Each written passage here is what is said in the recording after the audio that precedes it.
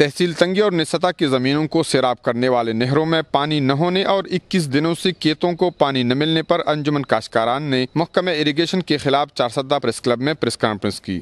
Press conference میں اپنے خیالات کا اظہار کرتے ہوئے انجمن کاشتکاران کے سابق جنرل سیکرٹری فقیر گل اور دیگر نے کہا کہ لوئر سوات کینال کے ذریعے وزیر اعلیٰ امیر حیدر خان ہودی کی آبائی ضلع مردان کو وافر مقدار میں پانی فراہم کیا جا رہا ہے، جبکہ ضلع چارسدہ میں ہزاروں ایکڑ زرخیز زرعی اراضی بنجر ہونے کا خدشہ ہے اور کاشتکاروں کی کروڑوں روپے کی فصلیں تباہ ہو رہی ہیں۔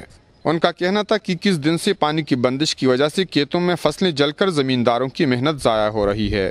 انہوں نے کہا کہ شدید گرم موسم میں پانی کا ایک ہفتہ وقفہ ناقابل برداشت ہے۔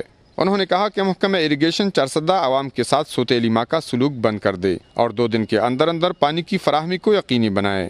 انہوں نے دھمکی دی کہ اگر ہمارے مطالبات تسلیم نہیں کی گئے تو علاقے کے کسان اور زمیندار لوئر سوات کینال پر واقع بند کو زبردستی توڑ دیں گے اور چارسدہ پشاور موٹر وے کو احتجاجاً بند کر دیں گے۔